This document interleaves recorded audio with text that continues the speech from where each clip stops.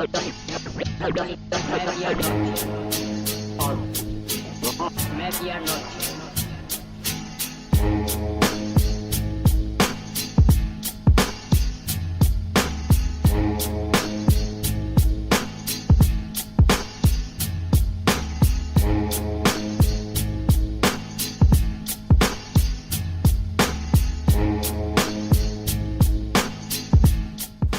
Bonjour ou bonsoir à tous en fonction du pays et de l'heure auquel vous nous écoutez. Bienvenue dans ce 7e épisode de la 3e saison de Bola Latina, le podcast 100% football latino de la rédaction de Lucarne Opposé. Alors avant de nous lancer dans cet épisode, je vous encourage bien sûr à nous suivre sur l'ensemble des réseaux sociaux où nous sommes présents, à venir interagir avec nous sur ceux-ci.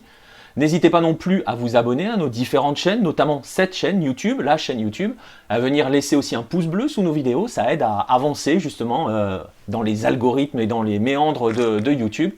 Je vous rappelle que vous pouvez suivre l'actualité de la planète Lucarne Opposée en venant sur le site lucarne-opposé.fr et je vous rappelle enfin la sortie du 11e numéro du magazine de Lucarne Opposée, un numéro spécial de près de 140 pages avec au programme notamment un 11 maudit, une sélection de joueurs au destin brisé, tout un programme. Donc, le meilleur de la culture foot de Hello est donc dans ce magazine et tous les liens pour vous procurer celui-ci, que ce soit sous format digital ou sous format papier, sont dans la description.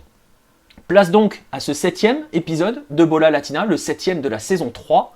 Et pour celui-ci, nous allons nous rendre dans la chaleur colombienne, non pas pour y évoquer la passion débordante pour le sport roi, mais surtout pour parler d'une importante crise que traversent actuellement les instances locales. Pour cela, qui dit Colombie, dit être accompagné du régional, de l'étape, l'homme dont les nuits viennent de se raccourcir comme jamais, et l'homme pour qui plus rien ne sera jamais comme avant, Pierre Gerbeau. Salut Pierre, comment vas-tu ?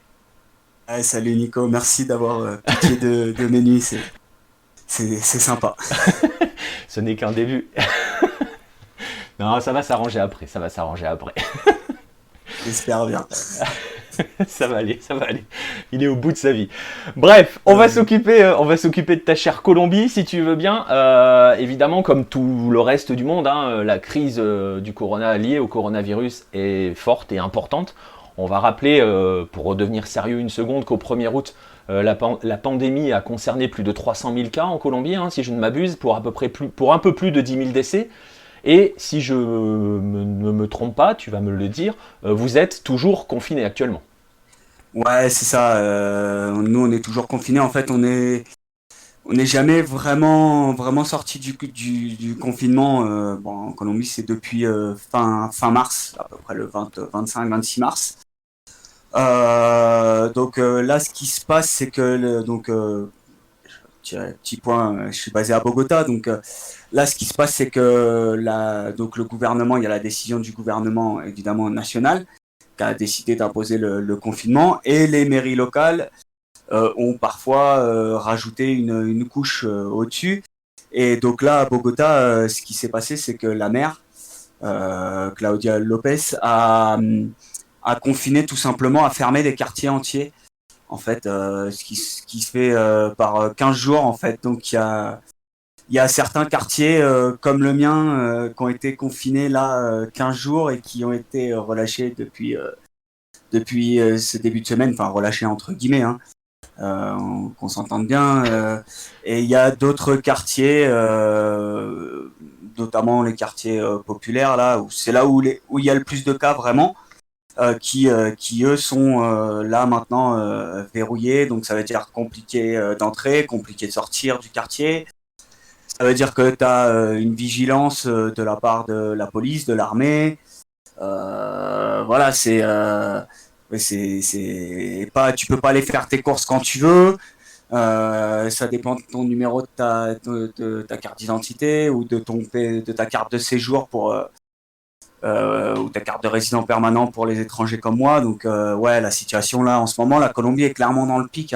On est à 9 000 ou 10 000 nouveaux cas quotidiens. Donc ouais, la situation sur la pandémie en ce moment en Colombie est assez compliquée. Ouais. Ouais, et on comprend bien que dans ce contexte, hein, si on doit, là on va revenir forcément, hein, au football, puisque nous on est là pour parler de football, hein, on a nos domaines. Le championnat évidemment est arrêté et on n'en sait évidemment pas grand-chose quant à une potentielle reprise, j'imagine. Pour l'instant, ils ont tablé sur la fin du mois d'août. Faut voir, c'est la Colombie, c'est un peu folklore. On va expliquer là ce qui s'est passé sur les coulisses parce que pour l'instant, un peu comme en France, comme on n'a pas joué en Colombie, on s'est surtout tiré la bourre en coulisses. Donc on va l'expliquer. Ce qui fait que ils ont pas vraiment, ils ont mis en place un espèce de protocole pour revenir au foot, mais c'est pas très clair, le format n'est pas très clair, et puis la situation elle est complètement floue parce que le président a annoncé que les mesures ne bougeraient pas a priori jusqu'à la fin du mois d'août, donc compliqué, Ouais, compliqué compliqué. de voir du football en Colombie là, bien malin celui qui pourra dire quand Ouais, le championnat reprendra. ouais. Et on rappelle, hein, mais ce sera un autre débat, on en reparlera un de ces quatre, que pendant ce temps-là, l'instance suprême de l'Amérique du Sud, hein, la CONMEBOL, a prévu un retour de la Libertadores mi-septembre. Bref, mais on en reparlera un autre jour. Et tu l'évoquais, on va parler des coulisses parce que c'est ici que ça se passe. Tu l'as dit, comme dans bien des pays, hein, la crise sanitaire, elle expose, mais aussi elle fait exploser certains conflits internes et ravive bien évidemment de vieux démons. Alors avant de se lancer dans ce qui se passe en coulisses, pour bien que tout le monde comprenne de quoi il va être question, je voudrais juste que tu prennes un instant pour nous rappeler brièvement le fonctionnement du football en Colombie, c'est-à-dire la Fédé, la Fédé, la DIMAYOR, que sont brièvement ces entités, qu'est-ce qu'elles représentent concrètement?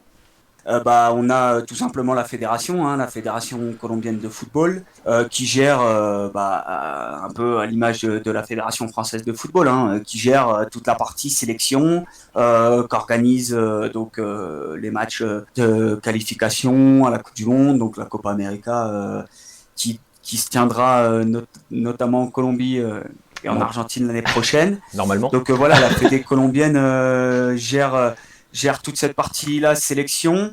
Faut savoir qu'on n'a pas de championnat amateur, enfin un championnat amateur en tant que tel, hein, tel qu'on connaît en France, national, je sais plus les noms ont changé, c'est plus CFA, Non, CFA2, c'est mais National 2, National 3, ouais, etc. voilà, tout ça en Ouais. Colombie, ça n'existe pas. Donc vraiment le taf de la fédé colombienne, c'est uniquement la sélection. À côté, tu as la DIMAYOR. Donc la DIMAYOR, c'est celle qui gère le football professionnel colombien. Donc la première division, la deuxième division et la coupe. Voilà, c'est l'équivalent de la LFP en France. Donc voilà, c'est les deux entités qui gèrent le football En ici en Colombie. Colombie. Et donc on va le voir, hein, elles sont toutes deux concernées par quelques scandales. Alors on va débuter par la Fédé, par la FCF, et on va évoquer donc la fameuse affaire qui secoue celle-ci ces derniers temps et depuis quelques mois. On va l'appeler l'affaire Ticket Shop, si tu veux bien. Et du coup, voilà concrètement, hein, on va évoquer ce dont il s'agit. Est-ce que tu peux nous rappeler brièvement justement quelle est cette affaire que l'on va appeler l'affaire Ticket Shop? En fait, donc comme on vient d'expliquer, la Fédé gère tout ce qui est autour de la sélection, et notamment pour les matchs qualificatifs à la Coupe du Monde. Donc là, en l'occurrence, c'est ceux visés, les matchs pour la Russie 2018. Et donc la Fédé ne vend pas elle-même, hein, ses billets, donc c'est pas elle qui gère ça, Bah, elle passe elle par un qui vend ça prestataire. directement, ouais. Elle passe par une entreprise. Et donc là, tu as mentionné Ticket Shop. Ticket Shop, tout simplement, c'est l'entreprise qui a été chargée de vendre les places pour les matchs qualificatifs à la Coupe du Monde de football 2018. Voilà. Et donc, voilà.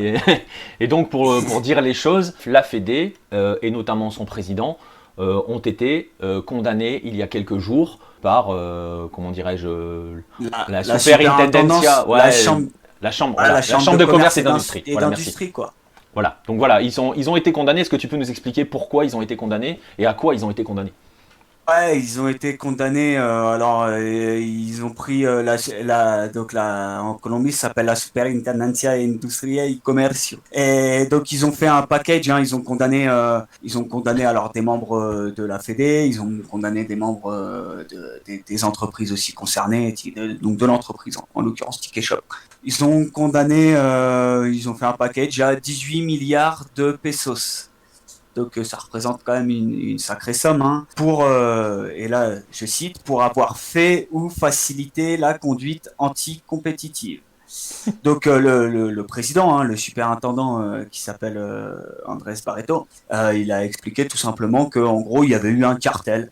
Hein, il a utilisé le mot cartel pour revendre les billets, donc ce qui a effectivement fait gonfler les prix. Donc voilà, en gros l'affaire. Bah, après, ça a pris des proportions aussi parce que bah, la FIFA, avait dit quand même il y a quelques mois, hein, cette affaire, elle ne date pas d'hier. Hein. Donc la FIFA avait demandé aussi à ce qu'il y ait une enquête. Voilà, c'est pas non plus une surprise. Hein, on n'est pas tombé des nues en voyant les déclarations de Monsieur Barreto. Donc c'est vraiment c'est ça et en gros la Fédé, l'entreprise Ticket Shop, ils sont vraiment mis ensemble, ils sont alliés, ils ont fait en sorte de faire gonfler les prix, gonfler peut-être même vendre des places extra, ça on va en parler. Ouais, on va en parler dans un Euh, instant. Mais en gros, ouais, concrètement, il y a un voilà, trafic c'est ça de, exactement. un trafic de billetterie, hein, concrètement. Alors, juste Ouais, pour nos c'est auditeurs, hein, 18 milliards de pesos colombiens, ça fait environ 4 millions d'euros. Donc voilà, donc concrètement, il y a eu un trafic de billets. Et justement, tu disais, enfin, tu le disais pas, mais on va y aller. Justement, c'est quelque chose que toi, tu as vu de tes yeux, que tu as vécu de l'intérieur, j'ai envie de dire. ouais. Justement, pour un match de qualification, c'était le Brésil, si j'ai bonne mémoire. C'est ça. Donc, Colombie-Brésil.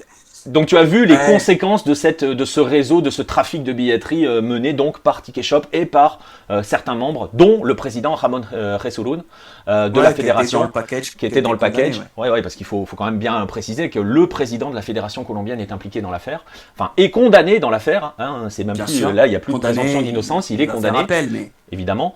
Donc c'est quelque chose dont tu as vu les conséquences et ça donnait quoi concrètement les conséquences de cette opération de trafic de billets? ouais, c'est ça. J'étais donc Colombie-Brésil en septembre 2017. Voilà, le hasard du calendrier, le hasard des événements a fait que ma famille donc venait.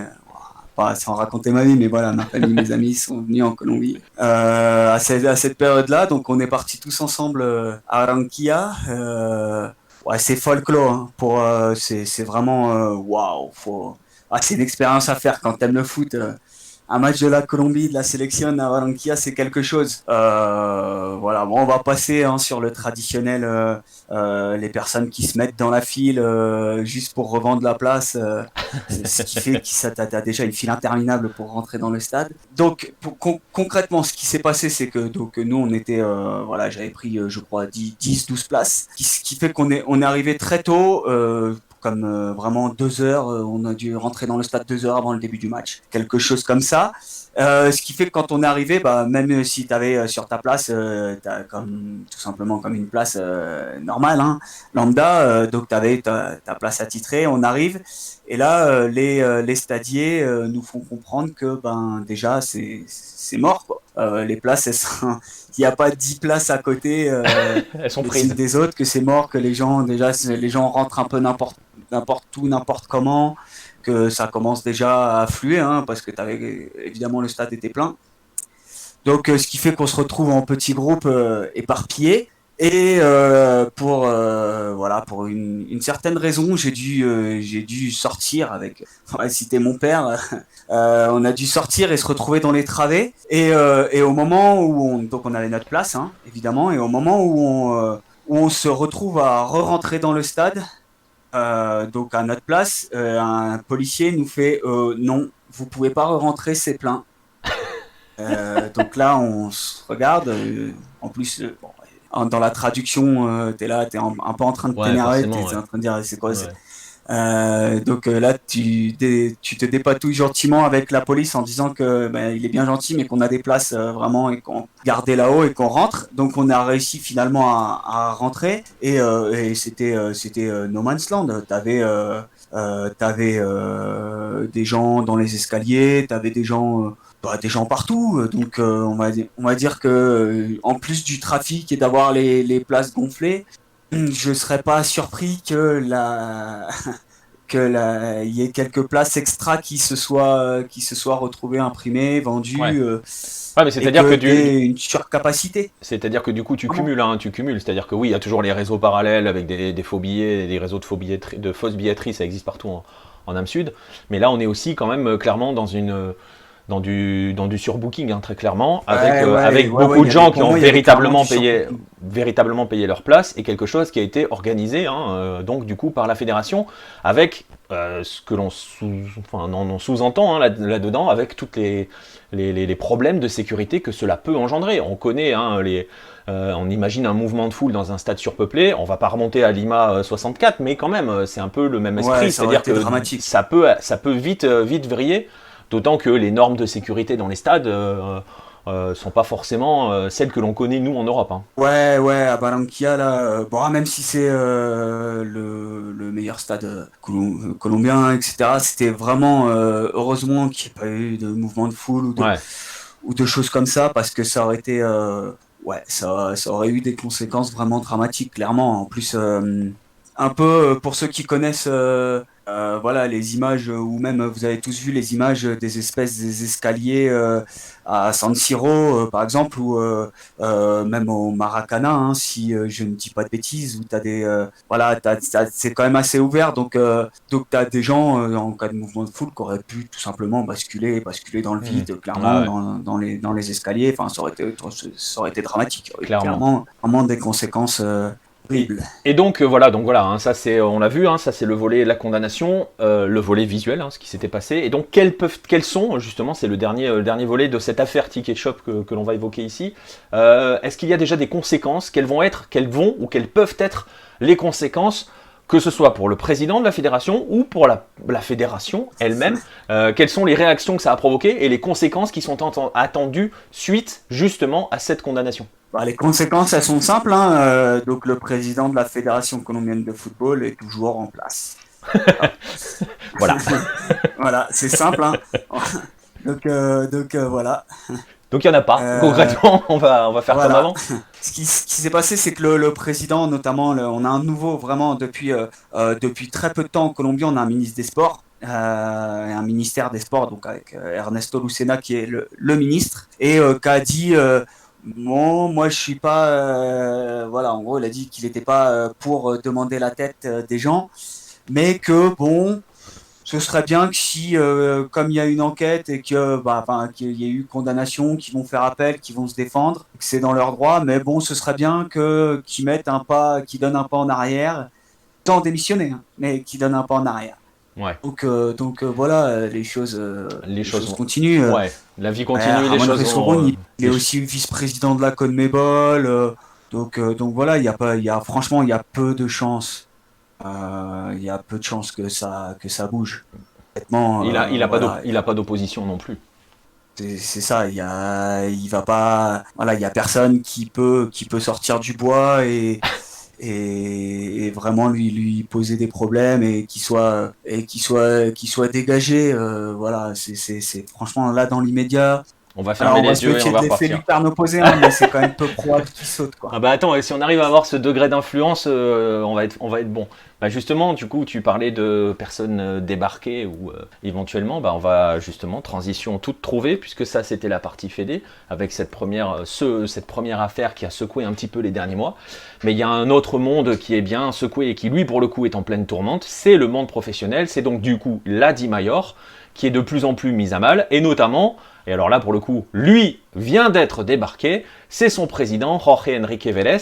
Est-ce que tu peux nous expliquer donc ce qu'il s'est passé pour ce cher Vélez, en nous rappelant donc qu'il a été débarqué, et surtout pourquoi il a été débarqué? Ouais, c'est ça, en Colombie, on a fait le doublé, nous. On a fait crise à la Fédé, crise à la Di Mayor, le doublé Coupe Championnat. Donc, effectivement, Jorge Enrique Vélez, qui est désormais ex-président de la Di Mayor, il a sauté là, il y a une semaine, ouais, vendredi dernier, le 24, il a sauté. Bon, il y a eu une assemblée des clubs, donc le vote a été, on va dire, on va dire que c'était pas un vote serré, quoi. Non, On va dire que c'était on va dire qu'il y a unanimité, hein, quand même. Ouais, il y a quasiment unanimité, ouais. C'était 30-34 à 2. Donc il y a eu 34 votes pour le faire sauter, une abstention et un vote contre. Voilà. Donc voilà, on va dire que c'est quasi unanimité. Pourquoi ils ont voulu faire sauter donc Vélez? Pour plusieurs raisons.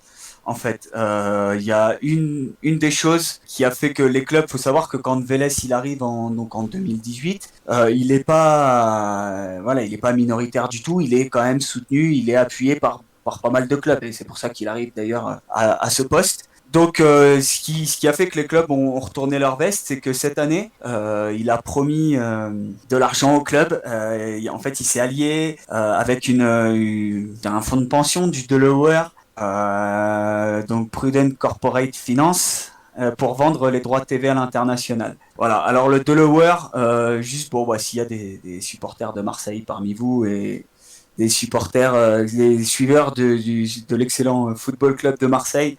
Voilà, le Delaware, ce nom vous est commun parce que voilà, Mourad Arts, par exemple, l'excellent journaliste qui a bossé sur les finances de l'OM, il a expliqué qu'au Delaware, il y avait le fonds de pension de McCourt qui était là-bas. Donc voilà, le Delaware, c'est un paradis fiscal. Ça veut dire qu'on ne sait pas qui il y a dedans, en fait. On ne sait pas qui c'est, en l'occurrence, Prudent Corporate Finance. Donc Vélez est arrivé, donc la Di Mayor a signé un accord avec eux, un accord à quand même 60 millions de dollars.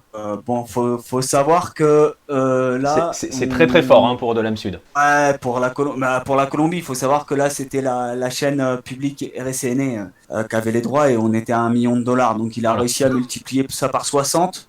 Ouais, et on parle de la Liga Betplay, qui est au nom de la Ligue du championnat colombien. Donc voilà, on parle pas de la Superliga en Argentine ou du Brasileirão. Donc voilà, il est arrivé, il a dit qu'il avait signé ça, qu'il avait signé ce contrat et que donc voilà, les clubs allaient avoir un surplus d'argent en fait. Allait avoir comme une augmentation des droits de TV et que voilà le championnat colombien allait se vendre à l'international et que donc les clubs allaient voir leur budget et leur manne financière augmenter. Ce qui fait que en fait des clubs ont tout simplement ont emprunté, ont commencé à bouger en comptant sur cet argent. Et puis, petit à petit, les clubs ont demandé leur argent et puis on leur a dit oui, mais non, oui, mais non. Ils ont commencé à mettre des ultimatums.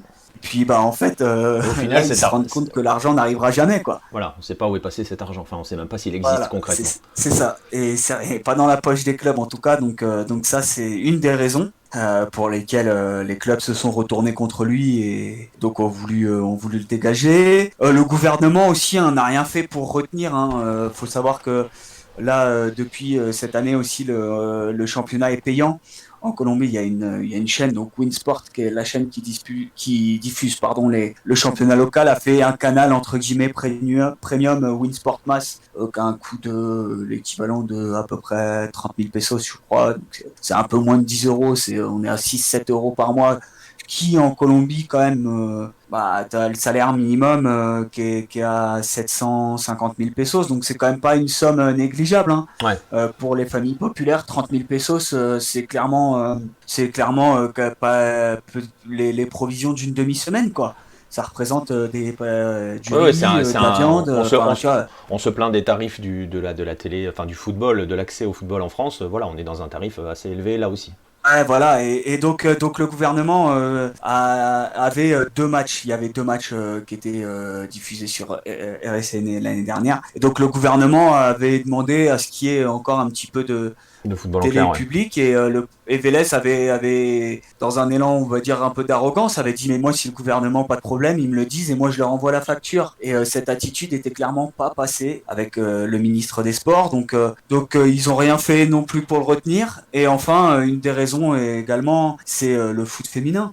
Ouais. Le foot féminin est professionnel en Colombie Et on avait parlé justement du début ouais, du foot du professionnel début, féminin en Colombie dans le deuxième numéro du magazine, hein, si j'ai bonne mémoire. c'est ça, Et sur le foot féminin. si on fait le bilan de cette professionnalisation, alors vous voyez, si on parle du numéro 2 de Lucarno Posé, donc ça nous amène à début 2018, si j'ai bonne mémoire, premier trimestre À 2018. 2017, la première édition du foot féminin, Donc du voilà, championnat féminin on venait professionnel. de terminer la première année, la première édition. On est 2 ans plus tard. Bah voilà, on en est où sur le football féminin en Colombie professionnel? Bah, échec, en fait, clairement, c'est clairement un échec. Ils ont fait, on va parler juste du sport sportif, hein. Ouais, ouais. Pour l'instant, c'est qu'ils ont fait ce championnat professionnel, notamment pour améliorer, pour monter tout simplement le niveau de la sélection. Et résultat, la sélection colombienne ne s'est pas qualifiée pour la Coupe du Monde 2019 en France. Et puis, Voilà. et puis elles ont, C'est clair. et puis les filles ont finalement le football de club chez les filles a finalement été délaissé, hein, concrètement, on peut le dire. Ouais, concrètement, entre les déclarations, là, on va passer de l'autre côté du foot, même si l'Atlético Huila a gagné la Libertadores féminine, et d'ailleurs, ils ont été les filles. Alors, Huila, c'est le département, et la ville, c'est Neiva, donc quand les joueuses sont retournées à Neiva, il y a eu un accueil vraiment. Ouais. Tu vois, voilà, le titre a été fêté quoi dans les.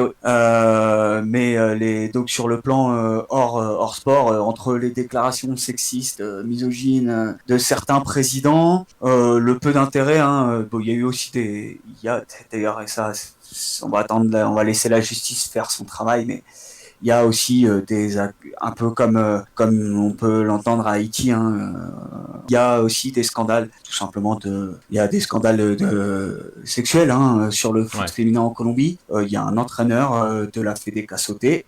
Donc ça, c'est clairement sur le gravissime ce qui se passe sur le foot féminin en Colombie. Là, les filles, le championnat est organisé à l'arrache, hein. En 2017, ils avaient fait un tournoi sur 4 mois. En 2018, ils ont commencé à 3 mois et demi, ils ont fait, et l'année dernière, ils ont fait clairement un tournoi à l'arrache sur 2 mois et demi.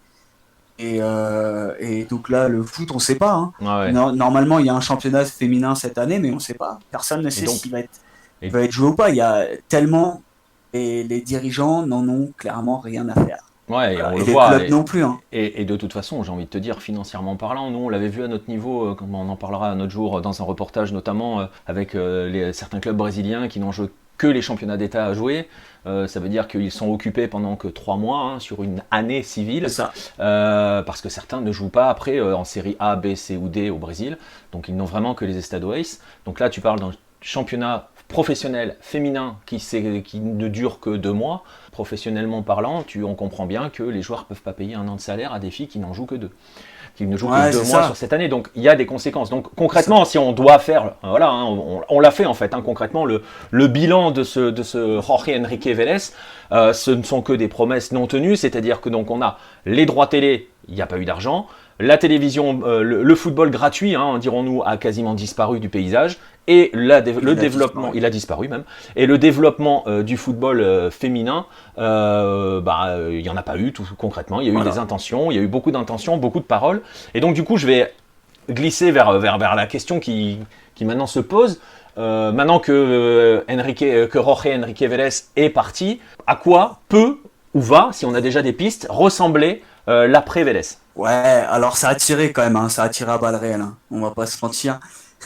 Là, Forcément, hein, après dans ces Vélez, cas-là, parce que voilà, Vélez, le départ en fait a été acté. On savait depuis un petit moment qu'il allait sauter quand même, hein. Il y avait une grogne de plus en plus importante et il était soutenu en gros à un moment donné. Il est resté là jusqu'à fin juillet que parce qu'il avait le soutien des gros clubs et on va en parler immédiatement. Et je vais expliquer pourquoi. Et en fait, ce qui s'est négocié, ce qu'a traîné, c'est son indemnisation, hein. Donc, Monsieur Vélez est parti quand même. Il est pas parti les mains vides, hein. Il bah est non. parti avec, selon les dires, une somme environ proche de 135 000 euros, donc 600 millions de pesos, quoi. Ce qui s'est passé, c'est que tu as une menace. Tu as eu Ouais.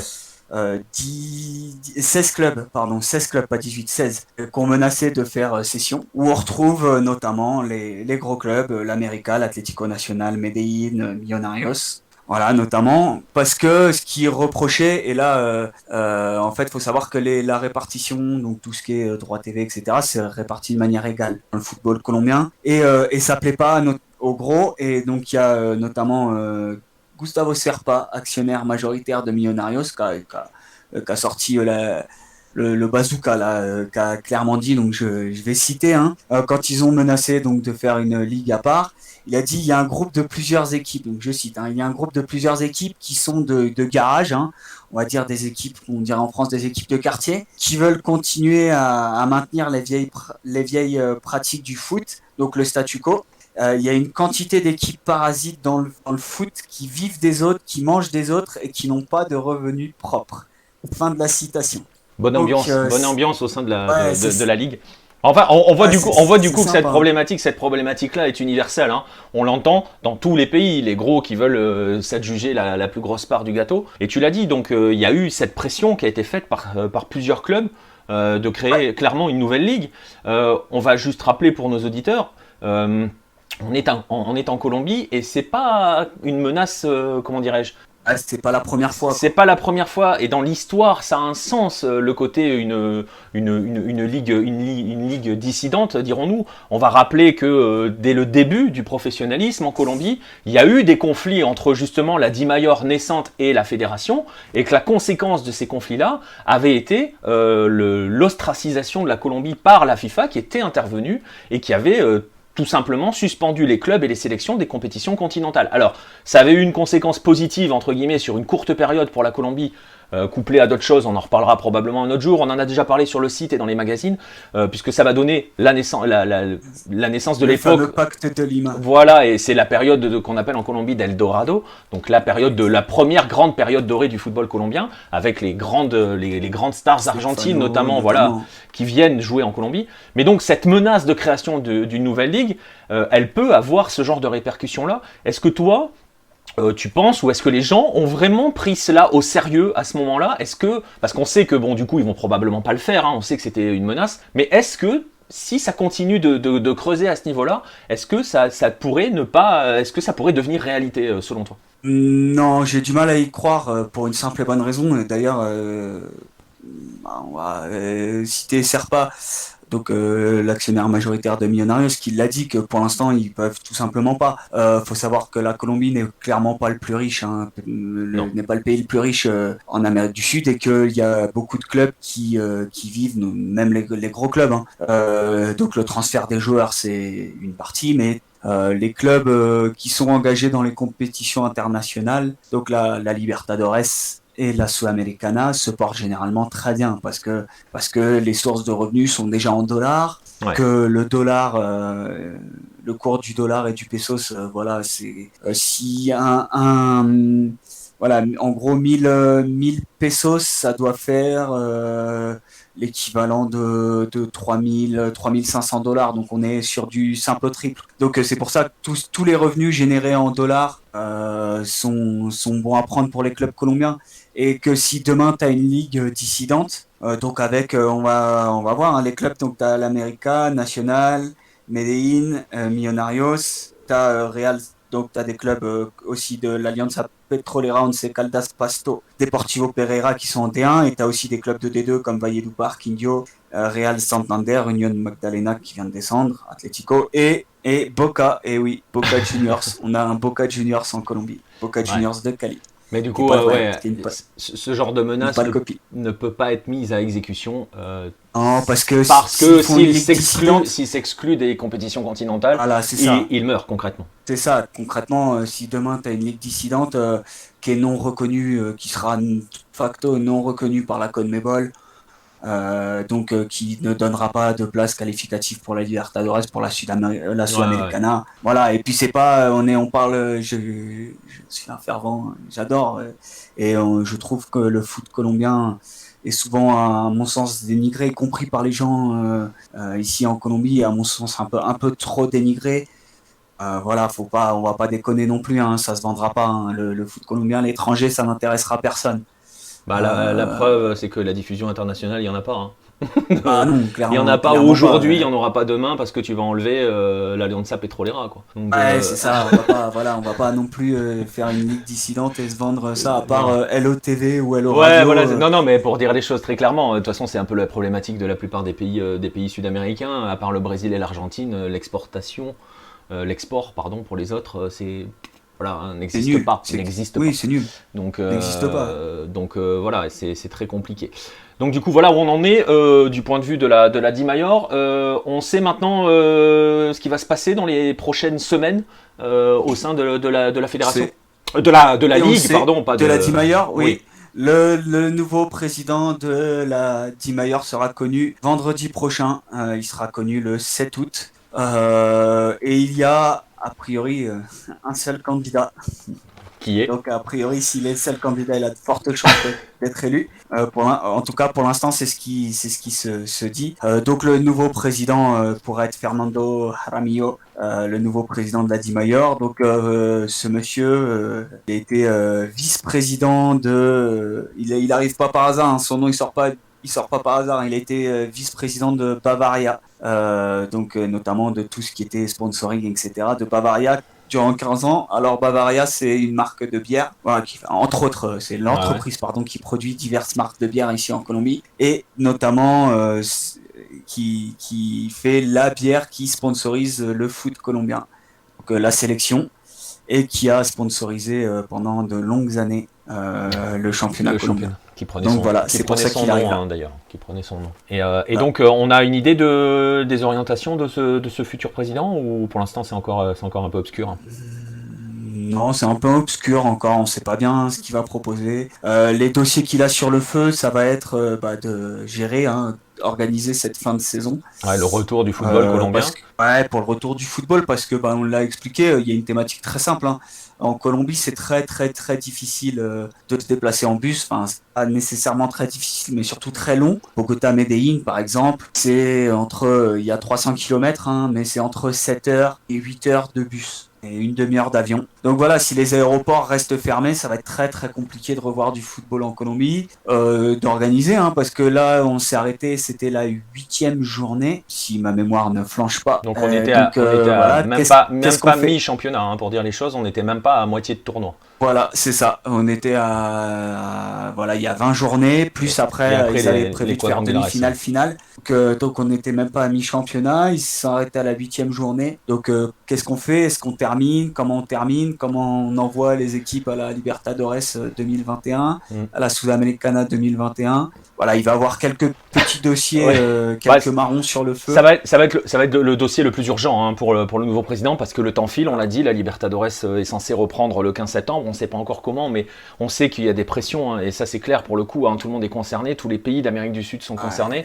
Pour Il y a pressions pression pour financières. que, pas que, hein, parce qu'il y a, on peut le dire, il y a aussi la Coupe du Monde des clubs à la fin de l'année, il va falloir l'organiser, donc il faut des vainqueurs continentaux. Donc la FIFA est en train de mettre un peu pression. On a vu, hein, on en a déjà parlé lors d'un live ou dans d'autres podcasts de la situation, ou sur le site plutôt, de la situation en Asie avec la FC Champions League qui va reprendre dans des conditions absolument dantesques. On ne sait pas trop comment va reprendre la Libertadores parce que les situations dans les pays sont loin d'être réglées. Et quand je dis loin d'être réglées, on l'a dit en début d'émission, on est dans le pic actuellement en Colombie. Donc on n'est même pas encore au plateau. On est en train d'arriver dans le pic. Donc voilà. Et donc voilà, il y a tous ces dossiers-là, mais c'est vrai que le principal va être la reprise du championnat. Écoute, on suivra ça, on verra. Si le championnat déjà peut reprendre en 2020, parce que on sait que dans certains pays de la Confédération, c'est pas encore sûr hein, que l'on puisse véritablement reprendre les championnats en 2020. Je pense notamment à l'Argentine et aux dernières déclarations du ministère des Sports qui laissent entendre qu'il n'y aura plus de football en 2020. Donc on va voir comment les choses vont se passer. On suivra ça dans d'autres podcasts, dans des émissions, sur le site évidemment. On va en rester là donc pour cette partie crise colombienne. Ah ouais, juste si je peux juste compléter, en Colombie, ça m'étonnerait qu'on ne voit plus de football puisque les équipes sont retournées. Voilà, ils ont fait un plan. Il y a un plan qui a été défini plus ou moins donc pour fin août et les équipes là sont retournés entre guillemets à l'entraînement parce que tu as eu énormément de cas de Covid. Donc c'est en tout cas leur idée, ils sont partis sur fin août, début septembre, donc on va voir. Mais j'ai du mal à croire le pouvoir économique, voilà, des clubs, tout simplement. Oui. Des clubs vont mourir si le foot ne reprend pas. On est d'accord. Donc à mon avis, la pression sera telle qu'il y aura du foot. Ça va être dans des conditions à huis clos, peut-être même comme au Pérou sur une seule ville. Ouais, mais comme en Australie. Du football en Colombie cette année. Quoi. Ouais, comme dans question. Après, comme dans certains pays, j'ai envie de te dire, ils feront des hubs, comme au Pérou, tu l'as dit, comme en Australie, comme en Chine. C'est jouable, mais on est d'accord, il va falloir que ça reprenne parce que ne serait-ce que pour la vie, tout simplement, de certains clubs. Là, on parle même pas de maintenir, de reprendre les compétitions juste pour le plaisir de reprendre des compétitions, mais non, parce que les clubs, économiquement parlant, ont besoin de jouer pour exister. Écoute, on va suivre ça, on verra bien. On sait que ça a repris les entraînements dans bien des pays sans qu'on sache comment les championnats vont redémarrer. Certains championnats ont déjà redémarré en Amérique du Sud, je pense notamment au Paraguay. Le Brésil arrive, l'Uruguay arrive. Donc voilà, mais l'Uruguay c'est spécial. Mais bon, bref, voilà. On en est là, on va en rester là pour ce podcast sur la crise du football colombien. On voit donc que d'un côté, à la fédération, c'est secoué, mais ça va pas bouger. À la Di Mayor, ça a bien secoué, ça a bougé. On va voir vers quoi on va aller maintenant, parce qu'on sait toujours ce que l'on perd, on ne sait jamais ce que l'on gagne. Merci bien Pierre pour ce podcast, pour cette merci à toi. Et puis... Exactement, et on se retrouve dans d'autres podcasts sur Lucarne Opposée, dans d'autres podcasts Bola Latina, Efrikia, mais également AFC Corner. On se retrouve aussi sur les lives, sur le site, sur les réseaux sociaux. N'hésitez pas donc, abonnez-vous à notre chaîne, lâchez des likes comme on dit, et on se retrouve très très vite pour d'autres rendez-vous sur les réseaux Lucarne Opposée. À bientôt.